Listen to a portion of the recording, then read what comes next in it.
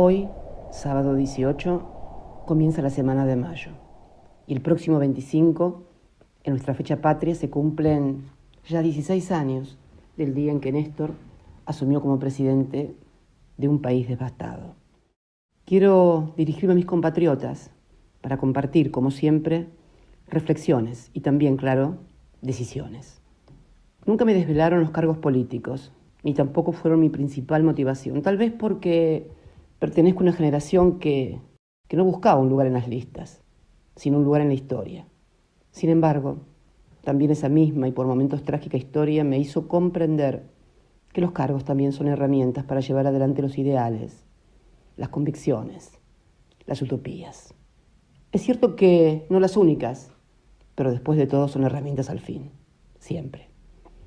Después de haber sido 2 veces presidenta de este país, su primera mujer electa como tal, y de haber ocupado distintos cargos legislativos, siempre por voluntad popular expresada en las urnas, sigo más convencida que nunca que la expectativa o la ambición personal tienen que estar subordinadas al interés general.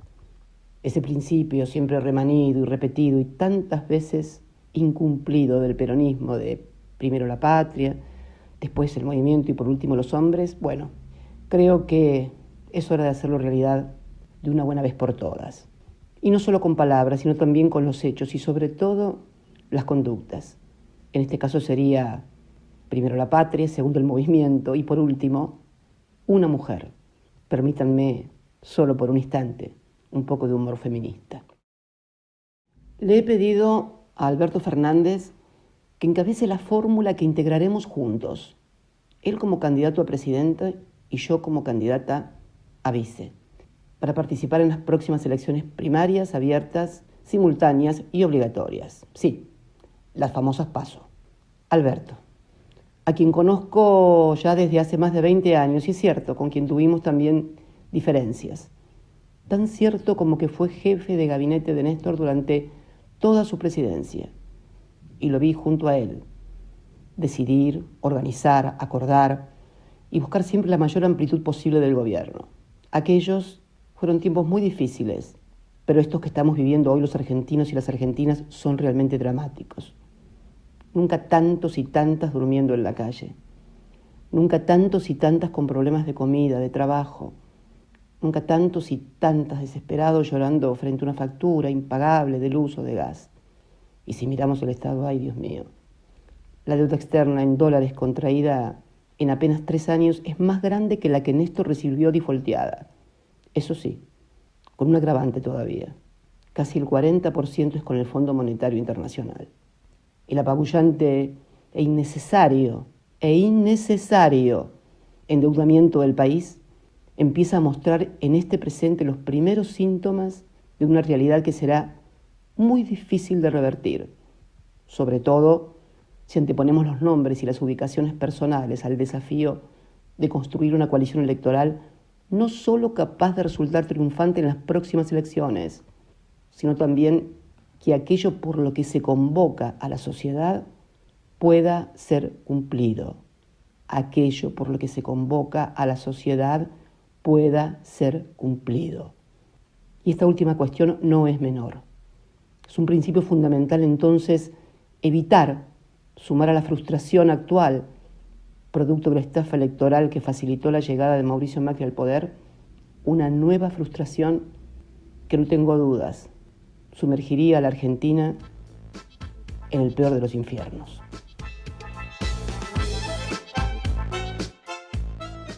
Muy buenas noches, bienvenidos y bienvenidas una vez más aquí a La Política en Debate. Vamos a estar compartiendo una hora con muchos temas que tienen que ver fundamentalmente con nuestra actualidad nacional, ¿no? Qué es lo que ha ocurrido en el escenario político en este fin de semana, un fin de semana que ha estado marcado, ¿no?, por la presencia del peronismo en general, el peronismo que ha triunfado también en las elecciones en La Pampa, que ha recuperado Santa Rosa también, o sea, otro revés electoral para Cambiemos, pero con el protagonismo fundamental de la expresidenta Cristina Fernández de Kirchner nuevamente, que nos ha dado otra sorpresa, ¿no? La mujer, la autora de este libro, casualmente, que desde ese momento no ha dejado de estar nunca más en el foco de la tormenta, la cresta de la ola, ¿no? Vuelve a sorprendernos con otra información, en este caso como vicepresidenta, como precandidata a vicepresidenta, integrando una fórmula con Alberto Fernández. Está el contador y licenciado Fernando Echazú acá a mi lado,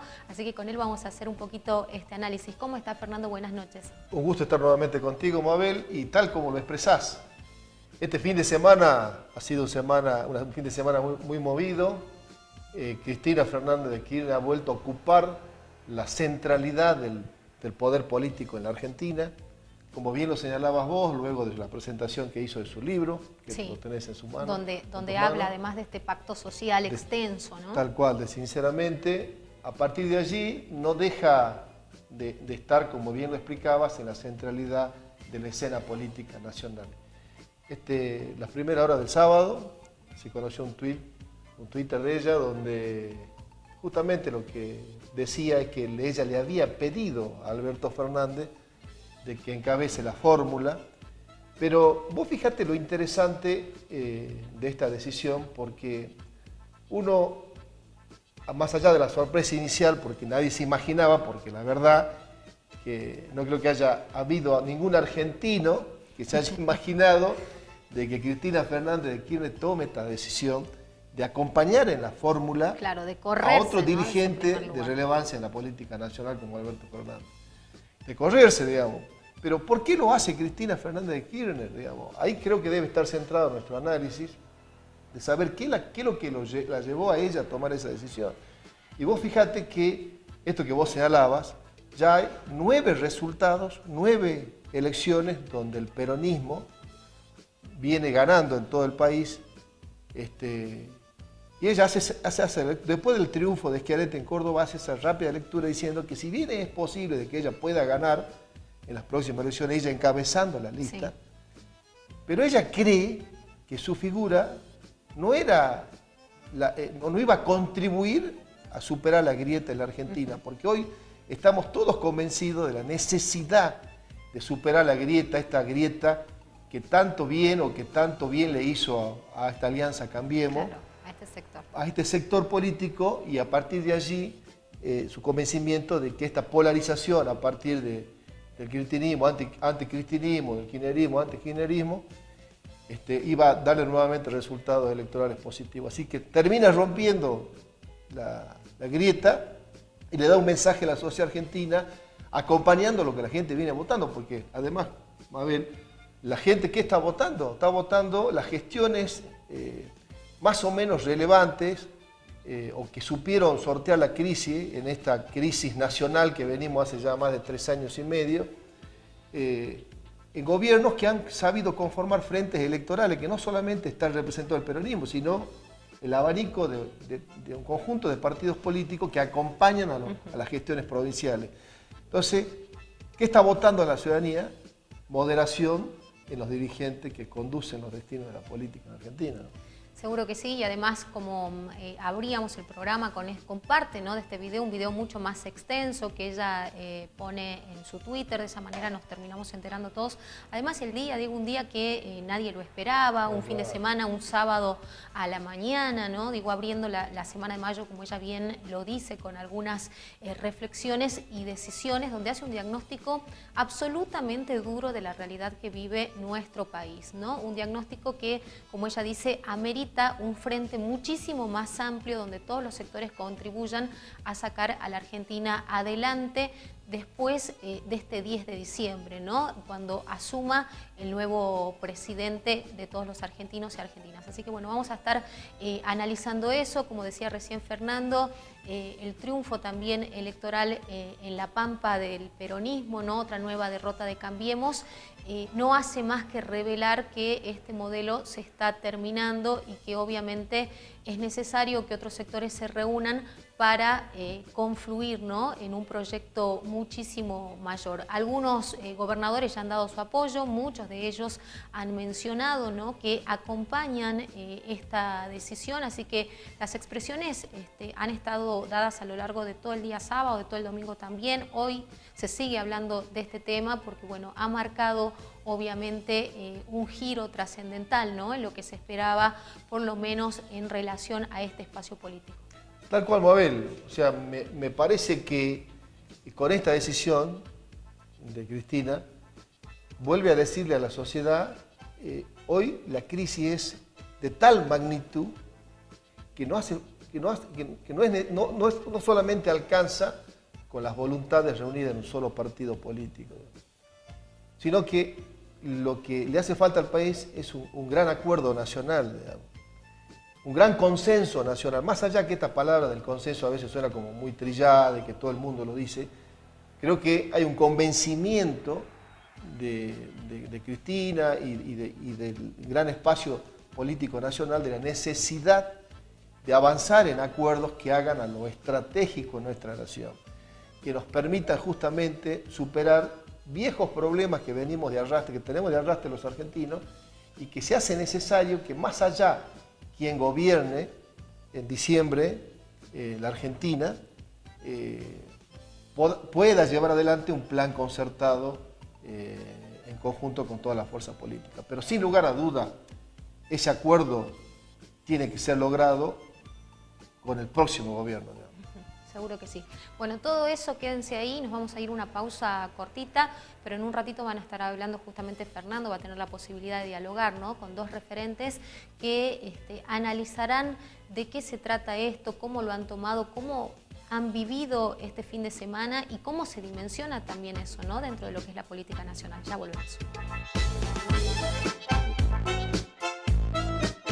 Jugá con Tiquetón y gana muchos premios y dinero en efectivo. Desde ahora hasta noviembre, con la carga de tus facturas, participás de increíbles sorteos. Hay hasta 100.000 pesos en efectivo todos los meses. Es simple, carga tu factura por la web o desde la app dentro del mes y participá de los sorteos los últimos días. Mientras más facturas subas, más chances tenés. Y en diciembre tenemos el super sorteo de fin de año. 10 PlayStation 4, 10 tablets, 10 celulares y un auto 0 kilómetros. Juegan todas las facturas cargadas durante el año. Dale, jugá con Tiquetón que te va a premiar. Pedí tu ticket, pedilo ya, pedí factura, no te quedes atrás.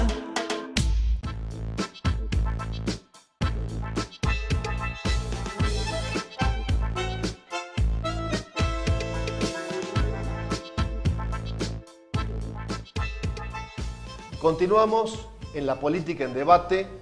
Y antes de presentar a mis invitados, quisiera darle una reseña de quién es Alberto Fernández, porque, como saben todos, este fin de semana, Cristina Fernández de Kirchner volvió a ocupar la centralidad de la escena política a nivel nacional.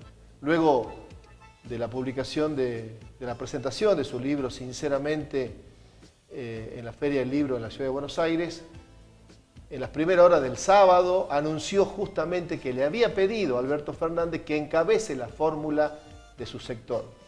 Obviamente, esto generó un revuelo a nivel político de magnitud en todo el país y las expresiones de todo tipo hacia esa decisión.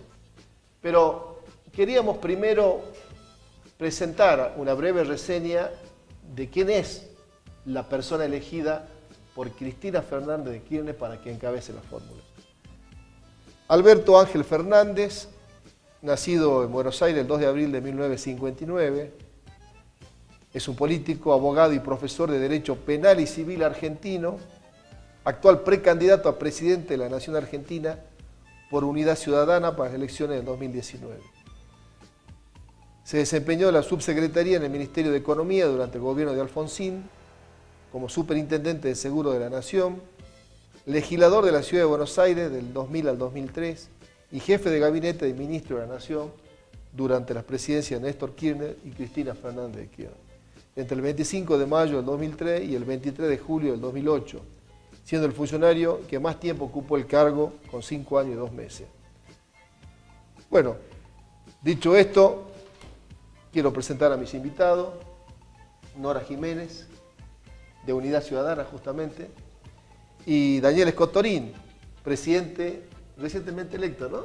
Recién asumido. De Unidad Popular.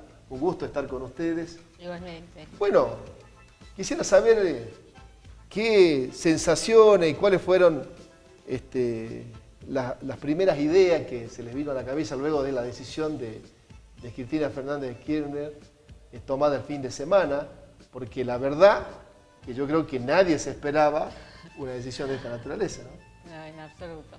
Creo que ni Fernández ni Alberto se esperaba esa decisión. Creo que fue una decisión que marca, a mi manera de ver, lo mal que estamos en el país. Y Cristina, con su profundo compromiso y reafirmando siempre desde una posición de lo que nos dijo durante toda su gestión, quiero gobierno para los 40 millones de argentinos, pensando en los 40 millones de argentinos. Un país donde, como decíamos hace un rato conversando, tirás una semilla y te sale un árbol. Tenemos millones de personas, sobre todo niños y adolescentes, que están sufriendo el hambre, no tienen que comer y viven en la calle. Es decir, la gravedad de la situación no es solo económica, es institucional. Veamos qué está pasando con la justicia, una justicia atravesada por la corrupción, atravesada además por los proyectos personales y los intereses personales, por las mafias, porque lo que nos está pasando con los servicios de inteligencia y con supuestos servicios paralelos del Estado inmanejables es muy grave. La situación desde el punto de vista institucional peor, la estamos viviendo todos. Y para esto creo que Cristina pensó así, del mismo modo que convocó, cómo convocar a la gran mayoría de los argentinos, no solo a la clase política, a todos los sectores de la sociedad, porque para sacar este país adelante hace falta la unidad de todos los sectores y la participación activa de, por supuesto, en primer término, de todos los sectores políticos y la dirigencia política tiene una gran responsabilidad, pero también están convocados a esta mesa empresarios, trabajadores, comerciantes, amas de casa, el movimiento de las mujeres, los estudiantes, los investigadores, los profesionales. Es decir, hay que volver a poner el hombro todos juntos para sacar este país adelante. ¿Vos, Daniel? Bueno, partimos de una coincidencia básica que ella lo esbozó en ese video donde anuncia la fórmula, y es que hoy la urgencia es conformar un frente político que tenga la capacidad, por su amplitud y también por su proyecto, de poner freno al neoliberalismo. Neoliberalismo que, por supuesto, está encarnado en este gobierno actual. Por supuesto, coincido en lo que decía Nora. Argentina, la sociedad argentina, desde los sectores populares, los sectores medios, las pequeñas y medianas empresas, no aguantarían otros 4 años con un gobierno con este proyecto político y con este proyecto económico. Entonces, ¿qué significa el gesto de Cristina de haber puesto a Alberto Fernández como candidato a presidente y ella un paso al costado como candidata a vicepresidente? Bueno, se entiende que lo que está buscando es construir a partir del consenso, del diálogo, de acuerdos, este frente que estamos nosotros proponiendo y que coincidíamos.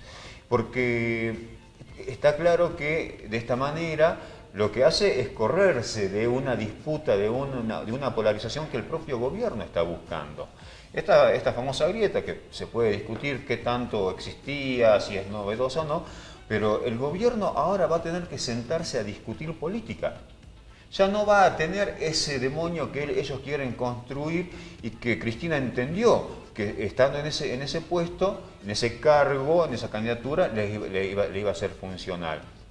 Entonces, de esta manera, obliga al gobierno a sincerar su propio pasado. Ya no vamos a estar discutiendo los 12 años detrás, sino estos 3 años de gestión que han dejado una secuela como no se veía en nuestro país.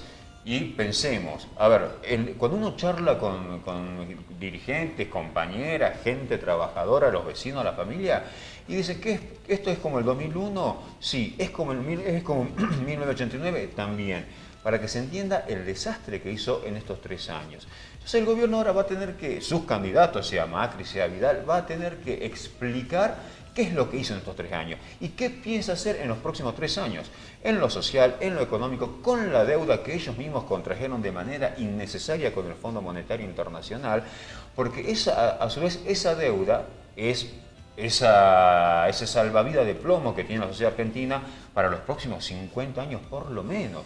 Entonces, rediscutir esa deuda es lo que va a estar digamos, en el debate, y no ya todas estas chicanas políticos, judiciales, mediáticas, que bueno, por supuesto, no hace más que desviar la atención sobre los verdaderos problemas de la sociedad. Daniel, muchos analistas opinan igual que vos, de que con esta decisión Cristina lo que hizo es darle un tiro de muerte a la famosa grieta como estrategia electoral de la Alianza Cambiemos, digamos.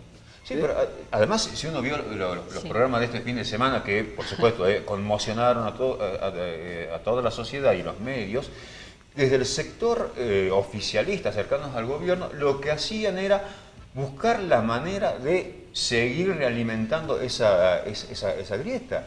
Entonces, con lo cual Te voy a dar algunos de los argumentos que se tiraron el fin de semana. Decían, Cristina toma esta decisión porque quiere seguir con los fueros. Y después que la indulten, no se puede indultar a sí misma. A ver, expliquemos esto porque es imposible, digamos, y siendo presidente o vicepresidente, también pueden ser juzgados y condenados. Yo creo que durante todo este tiempo hemos vivido un manejo de la política de Macri y su equipo, tratando de desdoblar, por un lado, la figura de Cristina y los dirigentes más importantes que representan y defienden el proyecto nacional y popular, y por otro lado a la gente, como si fueran dos actores absolutamente independientes y divorciados. ¿Qué hemos recuperado a partir de ahora? Que el primero que tendrá que aceptar y ubicarse frente a esta nueva situación, que creo que está como actor político muy desconcertado, es el gobierno nacional. También le pegan el palo al gobierno provincial, por supuesto, alineado con los intereses nacionales. En ese sentido, me parece que acá se recupera fundamentalmente la discusión de lo que tenemos que discutir. ¿Cuáles son los problemas centrales de este país? El problema central de este país no es si la grieta se corrió a la derecha o la grieta se corrió a la izquierda. El problema central es que estamos fundidos como país. No nos van a alcanzar los próximos 100 años para pagar semejante deuda que hay que renegociar a cortísimo plazo. La industria está quebrada. Acá los únicos que ganaron durante todos estos años son los bancos, fundamentalmente los que están vinculados al Fondo Monetario Internacional. El resto, como dice la gente comúnmente, está en la lona. El retroceso que se ha producido en este país, el quiebre de la industria, el retroceso en los salarios, la inflación permanente, la desocupación que ha crecido enormemente, la problemática de salud, la problemática de educación. Es decir, del avance que habíamos hecho durante la gestión de Néstor y Cristina, hemos retrocedido 20 o 30 años. Hoy tenemos indicadores que se parecen a los indicadores de la década de 70 con la dictadura. La situación es gravísima. Esa vuelve a ser el eje de la discusión y ese vuelve a ser lo que esta fórmula y este peronismo unido y de unidad ciudadana obliga en este escenario a todas las fuerzas políticas del país a volver a discutir sobre esto, que son los problemas de la gente, no lo que la grieta y los inventos que se han hecho durante todos estos años para evitar centrar en los problemas centrales y los problemas de la gente y desviar el eje hacia cuestiones que hoy no son los problemas centrales de este país. Ahora, Cristina me parece que toma esta decisión a partir del análisis que hace de los 8 resultados electorales con el de ayer 9, en contra, cómo viene votando la gente en contra del gobierno, o bien a favor de una propuesta diferente a la que ofrece el gobierno. Es la 9ª derrota consecutiva con la de La Pampa que viene sufriendo el gobierno en todo el país, pero no es una derrota que pierde por un 1%, un 2%, un 3%. La verdad que está sufriendo derrota tipo paliza. Sí, sí. Entonces, tercero cómodo detrás de fuerzas provinciales. Me parece además. que ella hace una lectura sobre todo lo que pasó en Córdoba y cómo votó el cordobés. Sí. Porque lo que Chiaretti le ofrecía a la sociedad era justamente un frente electoral, no solamente de los partidos políticos, como vos señalabas, sino también de los distintos actores sociales, porque eso es un poco la composición del gobierno de Chiaretti en Córdoba. O sea, como que la gente también está votando dirigentes con perfiles políticos de moderación, digamos, de que puedan, de diálogo, de apertura, de que sean capaces de convocar a todas las fuerzas políticas y que soporten aparte la divergencia, que haya opiniones diferentes, porque además que es saludable que en democracia pensemos distinto, pero que seamos capaces de sentarnos una vez a discutir las cuestiones trascendentes y que podamos definir un plan estratégico del país. ¿No le parece que Cristina fundó su decisión fundamentalmente pensando en eso. Bueno, coincido, y además también en el factor Córdoba. Recordemos que Córdoba fue el núcleo de votantes que determinó el triunfo de Macri en el balotaje del 2015. Bueno, allí se ve entonces el descontento. Creo que hay un alto componente de rechazo a esta política económica. Y el otro elemento es ayer en la elección de La Pampa, en la ciudad, en la capital, donde claro que sí. Por lo general se suele decir que siempre hay tendencia a que ganen los oficialismos, ¿no es cierto?, la gestión. En este caso perdió, porque estaba administrado por el PRO y gana un candidato no solamente peronista, sino que además vinculado a la cámpora. Y esa lectura, seguramente Cristina lo hizo, pero porque también, y aquí hay una coincidencia con lo que nosotros veníamos postulando del partido, es que estos próximos 4 años no son 4 años de resolución inmediata. Nosotros hablamos de un gobierno de transición, porque fíjense ustedes lo que se puede lograr en 3 años con políticas totalmente desacertadas, donde además favoreciendo a una élite mínima, a la élite económica vinculada fundamentalmente al poder financiero, porque no es al poder industrial, ni siquiera al agropecuario, que termina peleado reclamándole al gobierno que había sido su aliado social en la confrontación política con el gobierno de Cristina Fernández. Bueno, todos esos sectores productivos terminan enfrentados con el gobierno nacional. Digo, entonces, estos próximos 4 años necesariamente tienen que ser de transición, y para esta transición se necesita un nivel de acuerdos políticos, de consenso, que no puede quedar, por supuesto, en manos de un solo partido, así ese partido sea el mayoritario, porque esto me parece que es uno de los ejercicios más saludables que va a tener la democracia y que va a tener la República, aunque les cueste a algunos, aunque por supuesto en un marco de consenso todos vamos a ceder a algo. Pero pensar desde la derecha que esto tiene que seguir tal cual está porque no hay otra solución, y esto es típico del pensamiento neoliberal, y desde la izquierda también pensar de que la solución mágica es un gobierno que revierta todo, que no pague la deuda externa, etcétera. Bueno, esto es imposible en este marco, no solamente nacional, sino también en el contexto internacional, que ese es otro elemento que no se puede desagregar no solamente de esta coyuntura, sino en general de cualquier etapa histórica y política. Ahora, qué difícil para el próximo gobierno, ¿no? Porque hoy la economía es como esta historia del perro que se va mordiendo la cola, digamos, ¿sí? Porque estamos metidos, inmersos en un círculo totalmente malísimo para la economía nacional, porque justamente lo que no se hizo es reactivar el aparato productivo nacional. O sea, ¿cómo se puede sostener la economía de un país que desarticule el aparato productivo de la nación?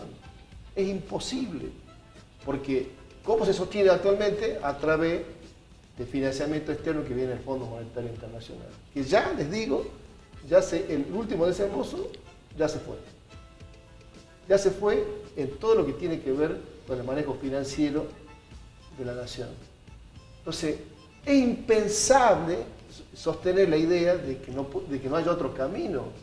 ¿Cómo va a ser Argentina para salir adelante si no se pone en funcionamiento el aparato productivo nacional?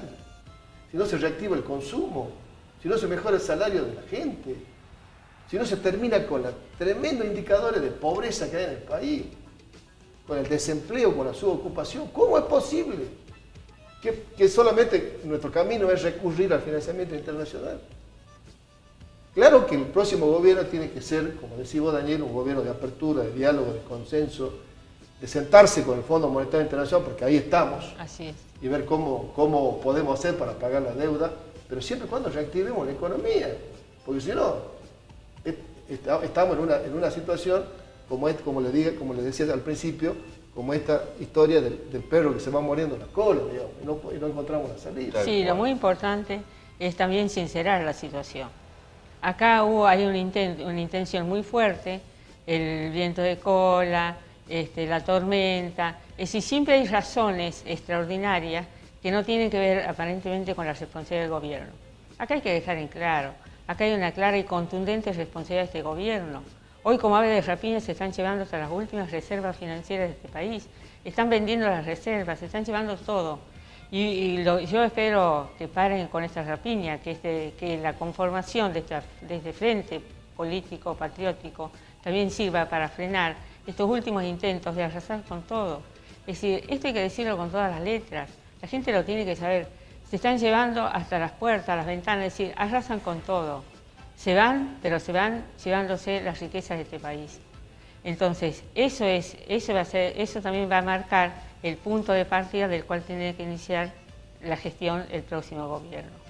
El otro tema, disculpa Daniel, el tema de que cada vez incrementan más los tributos, el famoso impuesto a las ganancias a los trabajadores y a los jubilados, que supuestamente iba a desaparecer, no desapareció. Pero lo más grave es de que no tienen límite en la transferencia de recursos del sector menos desprotegido de la sociedad a los más poderosos. Porque ese ha sido Porque cada aumento tarifario lo que hace es justamente empobrecernos a todos. Claro. A todo y sobre todo aquellos que son los sectores más vulnerables de la economía nacional. Entonces, ¿en qué cabeza cabe y cuál es el límite de la sociedad para seguir soportando el pago, el incremento de los altísimos costos de los servicios públicos, de que no para de subir el combustible, cuando es un elemento vital para el funcionamiento productivo y de la sociedad en su conjunto? O sea, digamos, ¿cuál es el camino? Ese es el camino. Bueno, es lo que pasa. Bueno, ahí planteas algunas, 2 o 3 ejes que son muy interesantes para analizar y desglosar. A ver, comencemos por esto que vos decías al último. ¿Cuál es el límite? Hay que reconocer que la sociedad argentina tuvo una dosis de paciencia extraordinaria, incomprensible también, para soportar tarifazos que ya a esta altura del partido, a 3 años del gobierno macrista, han superado el 1000 o el 2000%. Por mucho menos, voy a poner 2 casos antípodas, Francia y Haití, se han generado explosiones sociales, digamos, por aumentos que no llegaban ni siquiera al 30%. El tema de los impuestos. Lo que pasa es que hubo todo un trabajo simbólico, mediático, ideológico, discursivo, ¿no es cierto?, donde construyeron una especie de enemigo que, bueno, estaba pensando, no sé, la verdad que es muy difícil pensar cómo la sociedad, a ver, la idea del cambio, uno lo puede entender, lo que pasa es que ellos nunca lo explicitaron hacia dónde se cambiaba.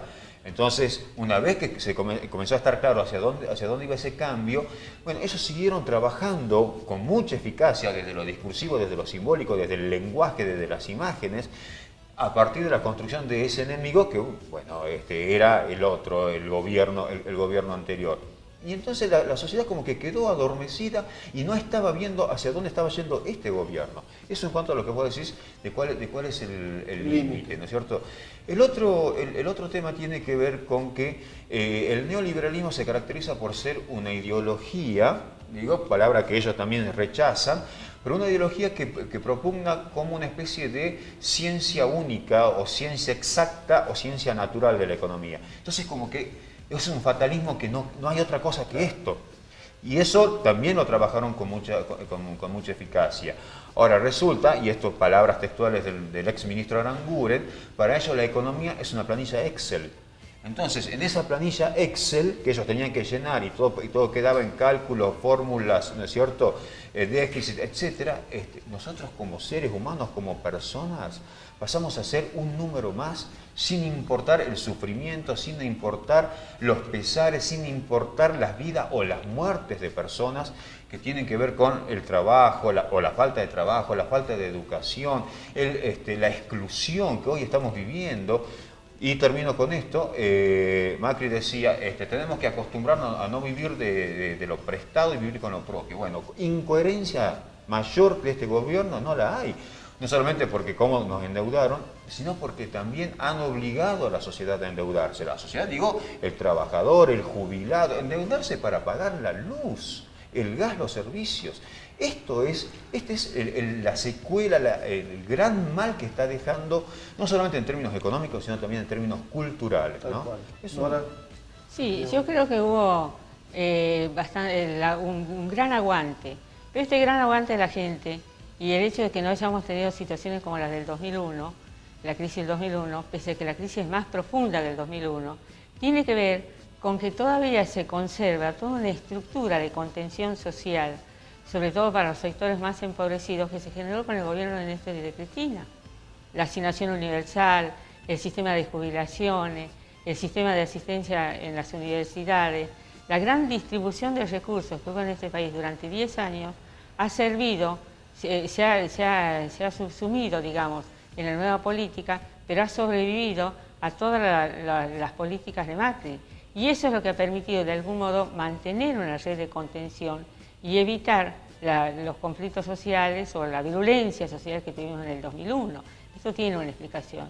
De todos modos, creo que es muy importante que hoy, así como tenemos que ser claros con las responsabilidades de los que ejercen el gobierno actualmente, también me parece que la gran preocupación es mirar para adelante, qué es lo que viene. Y acá hay una gran responsabilidad, una gran incógnita, que no la podemos dejar para el costado. Es decir, desde dónde se asume la responsabilidad en cada provincia. A mí me preocupa mucho la situación de la provincia, porque creo que este gran acuerdo que se está planteando a nivel nacional también se tiene que hacer efectivo en la provincia. Las provincias tienen que acompañar este proceso nacional de recuperación, porque si no, no tenemos destino en las provincias. Y acá hay un gran desafío que es fundamental. Acá es fundamental la reactivación del mercado interno y todas las políticas que podemos apuntar en esa dirección. Y para eso necesitamos un Estado provincial fuerte, con diálogo, convocante, con rumbos claros, dispuesto a acompañar este compromiso nacional. Bueno, muchísimas gracias a ambos. Bueno, gracias. Un gusto por la presencia.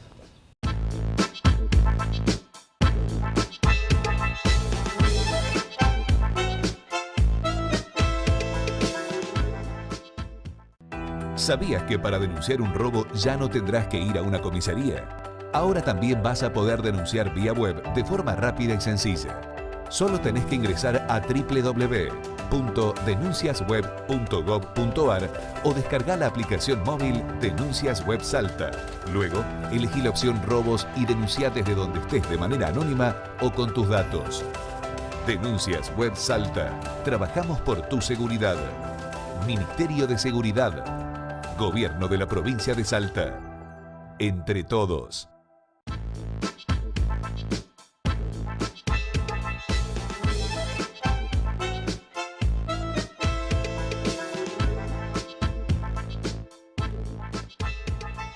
Seguimos acompañándote en la política en debate. Está el diputado nacional Miguel Nani con nosotros. Vamos a estar hablando obviamente de la actualidad, cómo analiza él también, ¿no?, lo que han sido las elecciones que se van dando a lo largo de este año y si eso también va a trazar algún cambio de rumbo, ¿no?, en lo que tiene que ver con Cambiemos. ¿Cómo estás, Miguel? ¿Qué tal? Gracias por acompañarnos en esta noche. ¿Cómo estás, Mabel? Un gusto estar acá. ¿Cómo andás? Bien, muy bien. Bueno, ¿cómo están discutiendo este reposicionamiento de la Unión Cívica Radical que en muchas oportunidades y en distintas provincias ha ratificado su pertenencia a Cambiemos, pero con algún resquebrajamiento que tiene que ver con los resultados, ¿no?, que se han dado no solamente en las elecciones, sino también los resultados en la gestión, esta falta de rumbo económico que siempre lo hemos hablado, que vos incluso has coincidido muchas veces en el análisis que hacemos, ¿no? Mira, Mabel, yo veo el presente con mucha preocupación. A mí no me gusta el presente que tenemos. Me parece que la gente la está padeciendo, está muy complicada, pero tampoco me gusta el pasado que teníamos, ¿no? Yo, la verdad que las decisiones económicas no las hemos tomado nosotros, pero muchas veces me pregunto también si había margen para hacer otra cosa, ¿no? Realmente. Te digo, es chocante decir esto porque hay que llegar al final del día o al final del mes, ¿no? Es un verdadero desafío. Pero creo que mal podemos hoy sacar los pies del plato. A ver, creo que no hay que sacarle el cuerpo a esto. Creo que el esfuerzo que hemos hecho no se puede tirar por la borda. ¿Qué pasa? Las elecciones empiezan a estar cada vez más cerca. Sí. Entonces lo que hace un año o dos sonaba como una crítica constructiva, hoy suena como que queremos boicotear al gobierno, nada de eso. Yo creo que nosotros hemos elegido un destino y hay que bancar ese destino.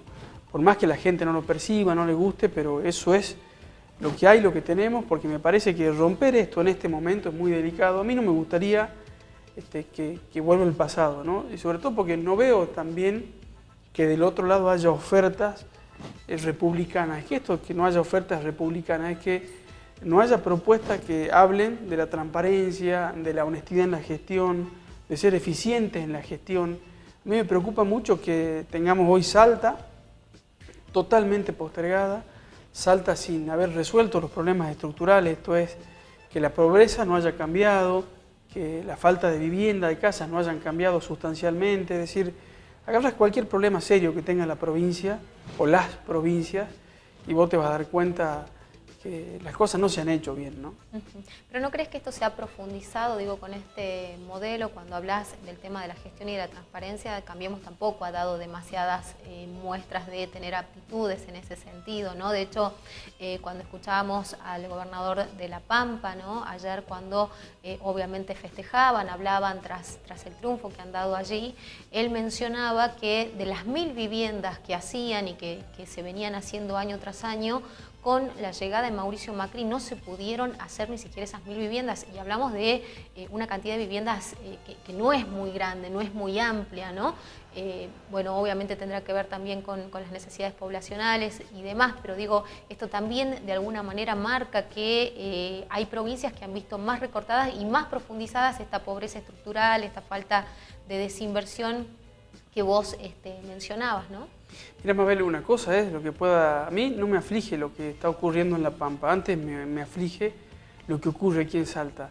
Claro, La Pampa húmeda es el pulmotor de la economía del país, ¿no? Ellos no dependen de la nación, ellos dependen de la carne, de la soja, que a ellos les sobra y que muchas veces, hasta egoístamente, poco se reparten, ¿no? A mí me interesa lo que ocurrió en Salta, y en Salta la verdad que vos agarrás las grandes obras de infraestructura las terminó haciendo la nación. De hecho, era común ver en los diarios, en los matutinos, Urtubey agradecerle a Rogelio Frigerio por los fondos que mandaba para hacer vivienda.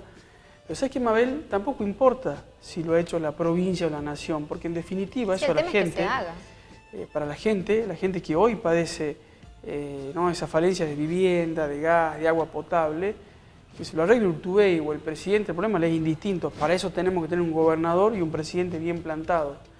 A mí lo que me avergüenza es que cuando hay un grupo hegemónico que gobierna, es decir, vos tenés acá de 36 años de democracia, 32 los ha gobernado el justicialismo en Salta. Y en esos 32 años han movido mucho el tacómetro de que la pobreza mejoró o el déficit habitacional mejoró.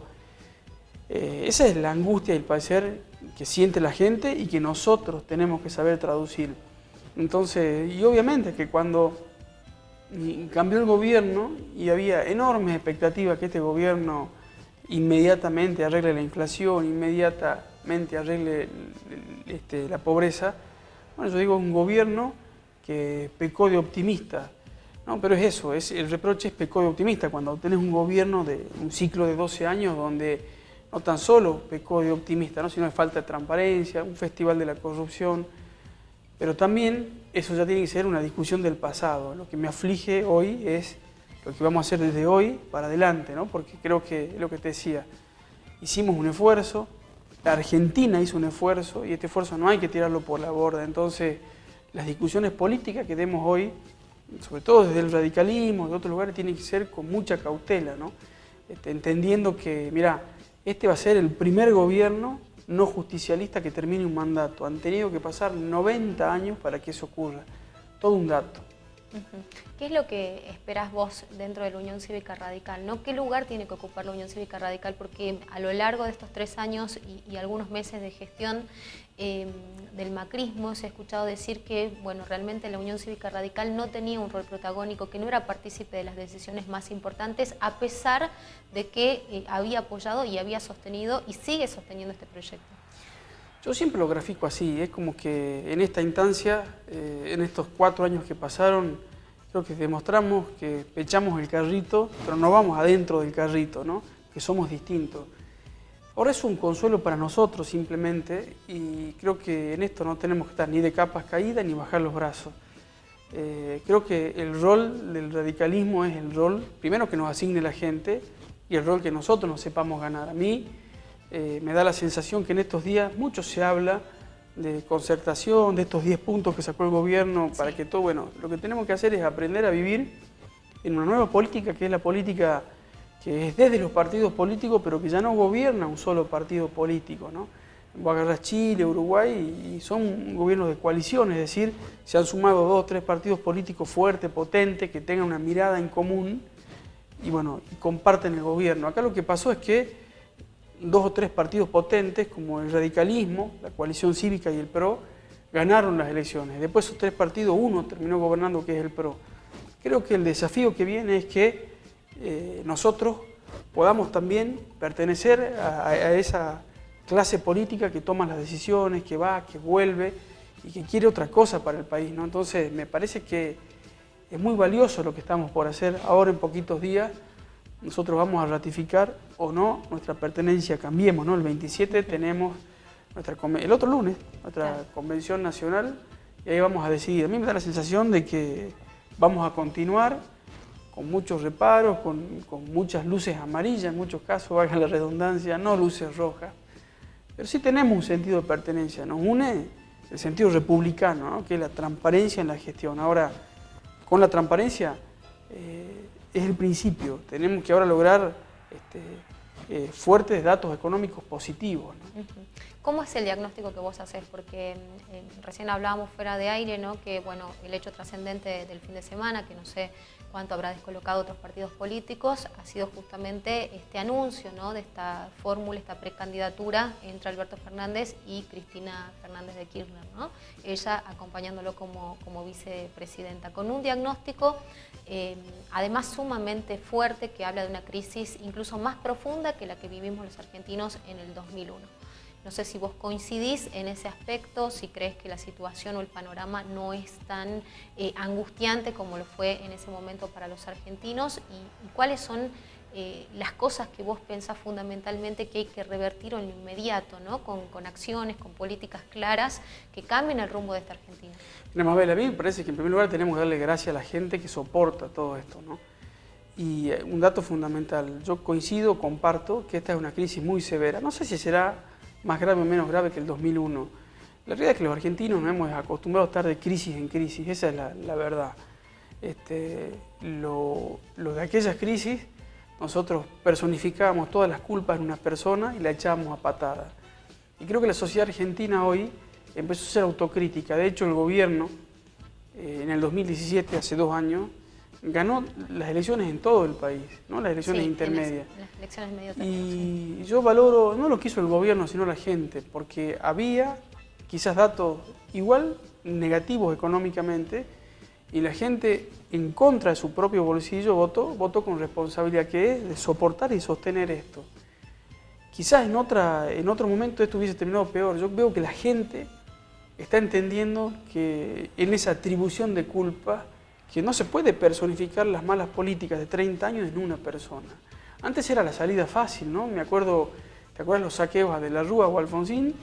Y resulta que saqueaban porque la gente tenía hambre, pero los saqueos se terminaban un día. Al otro día ya no había hambre en la Argentina, venía Duhalde, te devaluaba la moneda increíblemente, resulta que generaban más hambre que lo que se habían ido. Lo que te quiero decir es que la sociedad está empezando, ha comenzado a madurar todos nosotros, entonces creo que entiende que no es la culpa de una persona. Y lo que me parece con respecto al dato de la fórmula del presidente, creo, presidencial del kirchnerismo, es que creo que a la gente no le sirve malas ofertas electorales. Y creo que es más kirchnerismo eso, es más de lo mismo, ¿no? A mí me gustaría que haya 2 ofertas buenas electorales, ¿no? Y 2 ofertas republicanas. Creo que el futuro del justicialismo, si me permite, es que sea un justicialismo republicano, como muchos dirigentes justicialistas hoy lo están planteando. Se están haciendo una autocrítica que por qué la gente también, vota con desgano, ¿no? Entonces ya no es el voto por enamoramiento a un liderazgo. Bueno, me parece que tiene que ver con eso, con que ve que son alternativas que están en la calle y que no les gusta, ¿no? Entonces a mí poco bien puedo opinar de esa fórmula porque, una persona, lo digo con todo respeto, ¿no? Que no ha tenido grandes contiendas electorales el candidato a presidente del kirchnerismo, no se sometió a elecciones ni demás. Entonces digo, no entiendo qué es esa fórmula, pero entiendo del otro lado que tenemos que redoblar el esfuerzo para continuar con esto.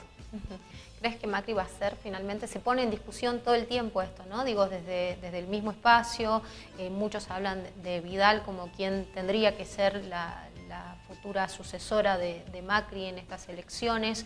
Algunos hablan de una imagen también muy desgastada del presidente. ¿Cómo lo ves vos? Bueno, indudablemente que 4 años de gestión desgastan a cualquiera, ¿no? Yo creo que el presidente llega con más cicatrices que otra cosa. Pero yo no creo que en este momento se cambie el conductor de esta tripulación, ¿no?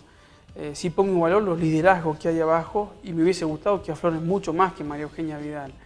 Pero yo veo muy difícil que no sea Macri el presidente o el candidato de este lado, ¿no? Porque creo que al final del día va a terminar siendo de este lado de Cambiemos la alternativa más competitiva, ¿no? Ha ejercido con sus virtudes y sus defectos un liderazgo muy fuerte. Después la gente podrá evaluar si ese liderazgo le sirvió para bien o para mal, pero indiscutidamente creo que de este espacio es la figura más potente, aún con todas esas desventajas que vos decís que tiene, ¿no? Bueno, ¿y qué va a pasar acá en Salta? Porque vos ya has mencionado en más de una oportunidad tu deseo de ser precandidato a gobernador.